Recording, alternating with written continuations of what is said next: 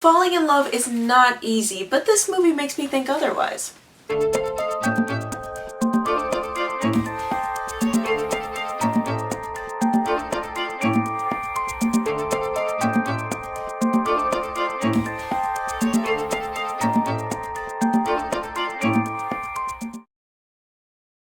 Hey, it's Zadie and you're watching Flytte Kartina. Welcome to my YouTube channel. Welcome to the place where I talk about movies, and sometimes they're very late reviews because I don't get to go to movie premieres because I'm not famous enough. Not yet, at least. I am waiting for the day where I get to go to movie premieres and see movies relatively early, and so that I can go to premieres and get to give you guys a little bit more insight in the movies a little bit earlier in advance so that you guys know what you're getting into. But for now, you'll have to settle for my late reviews of things. So this video is going to be broken down into two halves. The first half is where I'm going to talk about the rating of the movie, why it was rated that way, and then the next half is where I actually talk about the movie without giving out any spoilers. As you guys know, this is a movie review, so I'm not going to spoil anything detrimental to your movie-going experience. The Sun Is Also a Star features a movie which is the typical guy meets girl and they fall in love sort of story, but this movie has a twist. The girl is actually getting deported and leaving the country the next day. This movie was rated PG-13 by the MPAA for some suggestive content and language. Being a PG-13 rating means it's more for teenagers and adults rather than small children. The some suggestive content is pretty extensive, and that's pretty much the only places that it goes. Suggestive content refers to content that is suggested in the relationship between two people. It is my job to let you guys know that this movie does have a couple of scenes in it. Some scenes meaning one main scene where they are basically making out in a karaoke bar, and it doesn't go any farther than a few like intimate shots of their hands in places on each other. Also, since The Sun Is Also a Star is a romance film, there's going to be a lot of kissing involved between the two protagonists. Now let's move on to the language, and the language didn't really stick out to me as much. I think they only called it PG-13 because it had language in it, unlike a PG rating, which there would be probably little to no language in it at all. If that doesn't make sense to you, let me pull up the frequency chart and explain it to you.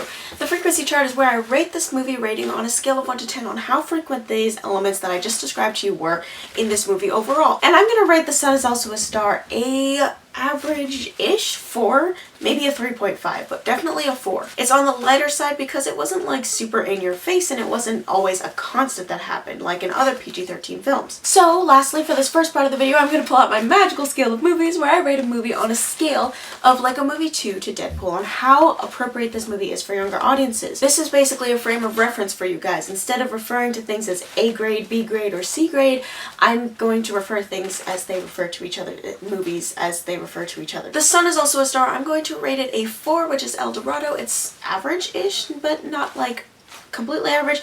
A little bit below average, just to, give you guys a gauge of what's going on in this movie. If that doesn't make sense to you, let me know in the comments down below and I can explain it to you further. But for the sake of this video, I'm going to keep moving on to the second half of this video, where I'm going to talk about the non-spoiler things that I liked and did not like about this movie. This won't spoil anything for you guys because of plot. The plot will not get spoiled about anything. I won't tell you guys the ending of it or anything. Like, that's pretty much what non-spoiler means. The first thing I'm going to talk about is the actors that they chose. The two actors are pretty much nobodies in the film world. I mean, the guy who plays the love interest is kind of known in the television industry. He plays a character in Riverdale, but that's pretty much it. He doesn't have a huge role in that television series or anything. Same with the actress who plays the female protagonist. She's known in the television world for Blackish. Neither of them are in the film world as a big name actor or actress in this film world, but they chose them really well. I think they had good chemistry together, as two actors should have chemistry together in a romantic movie such as The Sun Is Also a Star. The two actors could have gone with the cliches of the characters that they were playing, but they did not really go into the cliches and just stick with the cliches only. They deepened their characters for the audience's sake so that on screen it actually looked real and their interactions looked like real people, not just fictional characters. I will admit to you that I didn't really want to see this movie when I walked into the theaters. I was like, I don't really want to see this. I'm pretty sure it's gonna bomb and fail like really badly. But after I watched the movie, I did like it. I actually did enjoy it. Obviously, there's this really weird cliche that happens. You've seen it in the trailer where the guy sings in the karaoke bar and he's just kind of, that really extreme close-up angle at him and he's just, singing his heart out to her, and that's kind of cliche. And I was like, yeah, that's what I expected the rest of the movie to be like, but it didn't happen that way. Like I said, the characters were written very believably, and I understood their predicament and their stories, and you know, each of them had different dynamics to the other, and so they mixed very well, and I could understand and relate to their situations. So when I walked in the theater, I was like, this is a stupid movie because the title is freakishly long. What does that have to do with a romantic movie? The sun is also a star.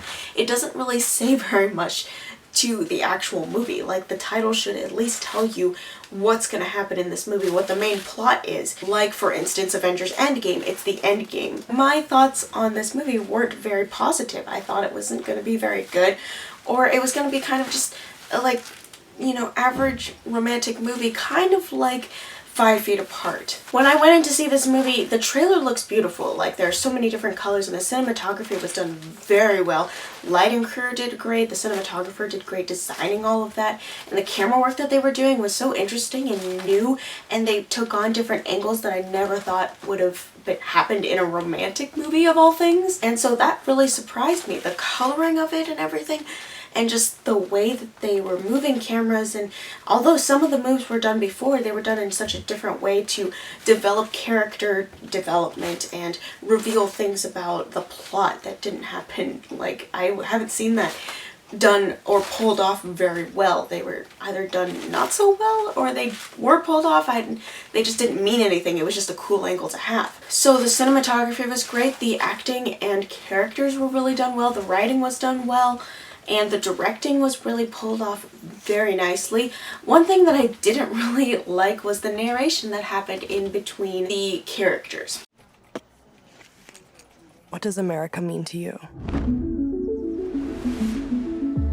So in the trailer, you get a little bit of narration at the beginning, and then you get the actual plot, and you get to see the characters and what's going on with them, right? So that also happens in the movie to some extent, but it only happens a little bit, and even then it's kind of sporadic, and it doesn't really make sense to the rest of the movie. If the whole movie was told from one person's perspective, if it was told from one character's perspective, and there was internal dialogue and narration happening throughout the movie, then I would say then yes, that is justifiable. But because it was done by 2 different characters, but only a couple of times, maybe 3 times during the movie.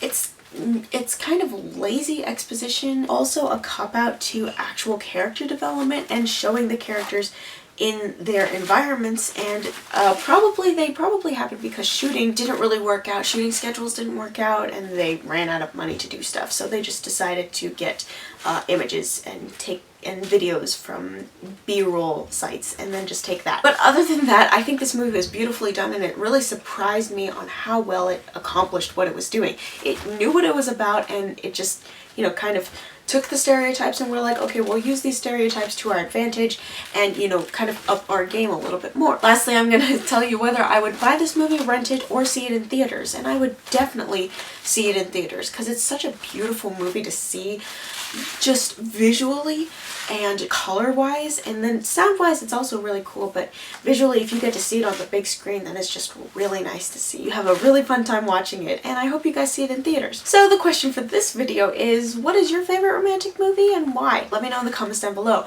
While you're down there, hit the subscribe button. It's a big red button in the description box. If you give this video a like, hit the subscribe button, and then also ring the bell for notifications, you will be one of the first people to know when I post a video next. And also, if you can, follow me on social media down below so that you can see some other behind the scenes stuff and maybe some updates on when my next video is going to be. As always, thank you guys so much for watching. Have a great random Thursday. I will see you on the other side of the screen.